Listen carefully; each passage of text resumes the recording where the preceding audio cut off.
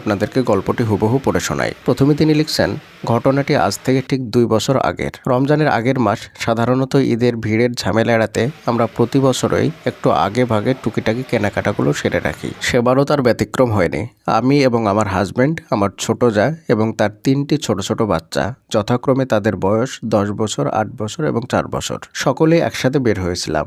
ঘর থেকে বের হওয়ার সময় আমার একটা অভ্যাস আছে, দোয়া এবং দরুদ শরীফ পড়া, এবং সবাইকেই তা পড়তে বলা। বাড়ির বাইরে বের হলে মনে মনে জিকির ও দোয়া পড়া আমার দৈনন্দিন অভ্যাসে পরিণত হয়েছে। আল্লাহর রহমত করেছি, বিবাহিত জীবনের 3টে বছর পেরিয়ে গেছে। পড়াশোনার সুবিধার জন্য আমরা প্রথম দিকে বাচ্চা নেওয়ার সিদ্ধান্ত করিনি, কিন্তু সময় যতই গড়াতে লাগলো, পাড়া প্রতিবেশী, আত্মীয় স্বজন অনেকেই নানা কথা বলতে শুরু করলো। বাচ্চা হয় না কেন, কোনো সমস্যা নাকি, এই ধরনের কথাগুলো আমাকে ভীষণভাবে কষ্ট দিত। ধীরে ধীরে মনে হলো হয়তো এখন ওই সময় বাচ্চা নেওয়ার চেষ্টা করা। কিন্তু তখন শুরু হলো আমার জীবনের সবচেয়ে কঠিন পরীক্ষা।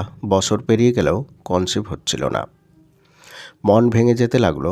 একের পর এক ডাক্তার দেখালাম, কবিরাজের কাছে গেলাম, বিভিন্ন চিকিৎসা নিলাম, যা যা পারি সবই চেষ্টা করলাম, কিন্তু কোনো সমাধান ছিল না। সব দরজা যেন বন্ধ।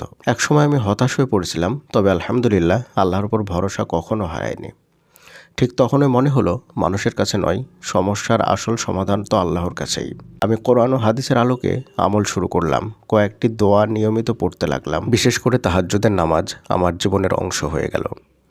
রাতের নীরবতায় সিজদায় পড়ে কেঁদে কেঁদে আল্লাহর কাছে মা হওয়ার তৌফিক চাইলাম। দিন কেটে গেল, মাস কেটে গেল, আর একদিন সেই অলৌকিক মুহূর্তটি চলে এলো। আলহামদুলিল্লাহ আমি কনসিভ করলাম। সেই মুহূর্তের আনন্দ ভাষায় প্রকাশ করা অসম্ভব। মনে হলো আমার সব কান্না, সব কষ্ট, সব দোয়া আল্লাহ শুনে নিয়েছেন।